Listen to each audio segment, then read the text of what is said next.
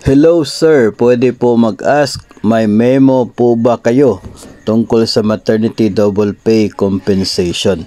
Hindi po ako yung mayroong memo dito, no. Ito pong DepEd ay mayroong memo.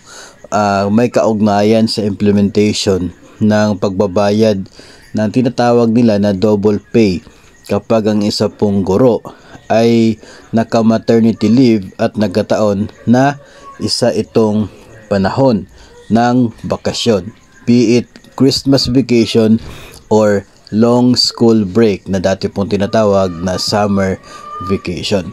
So ito po yung nakita natin na memo mga master, galing po ito sa Office of the Undersecretary 2019, September 30, 2019.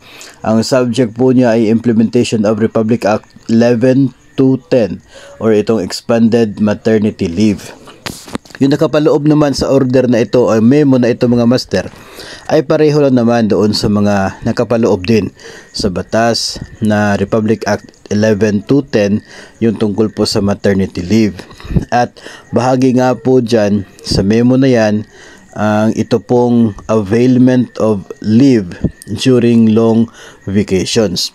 At sinasabi dito sa memo na ito na parehong ang proportional vacation pay na siya pong sahod during vacation, sahod during school break, and maternity leave benefits shall be given to female teachers in case the availment is during long vacations such as summer or Christmas vacations.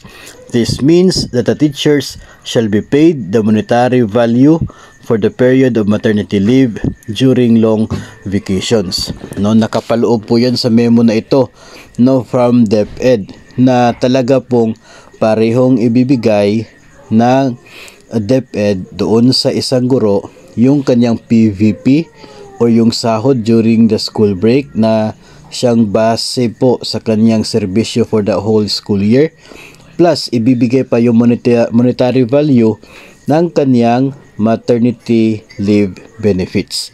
No, so malinaw po 'yon. Hindi po ako yung nagsasabi, ang DepEd memo po ito na dated September 30, 2019. Nilagdaan po ito ni ASEC Rivsi Escobedo. Also mga master, hindi rin po yung DepEd lamang yung nagsasabi ng ganon sa kanyang memorandum. Ito po nakikita ninyo ay isa po itong resolution ng Civil Service Commission na related pa rin doon sa implementation ng Republic Act 11210.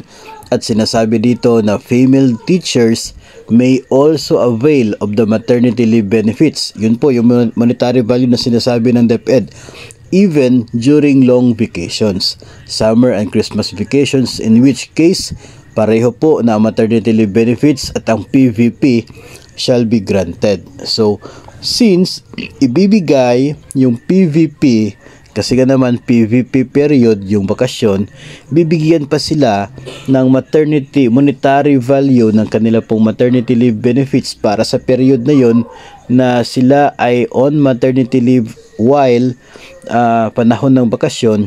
Kaya siya tinatawag na double pay kasi yung dalawa yung binibigay, no, yung dalawang yun, PVP at maternity pay, ang binibigay para sa isang guro na nanganak at naka-maternity leave during long school break o kaya ay Christmas vacations.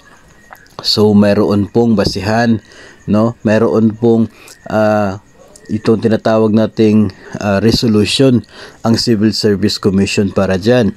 Mayroon ding nakaugnay na pareho na nilalaman, no, isa pong memorandum from DepEd na nagsasabi para po dyan na yun po ang dapat gagawin at yun po ay entitled ng sinumang guro na naka-maternity leave habang siya ay nasa long vacation o kaya ay Christmas vacation.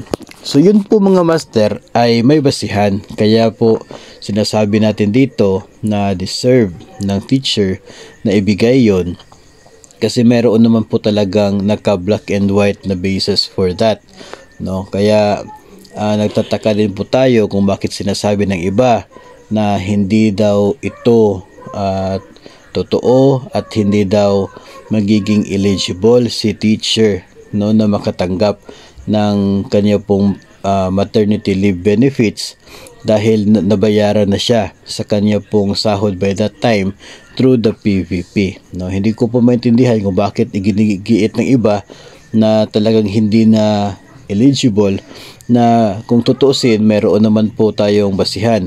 Merong memo ang DepEd, merong resolution ang Civil Service na nagsasabi na pareho ito pong benefit sa maternity leave, monetary value niya.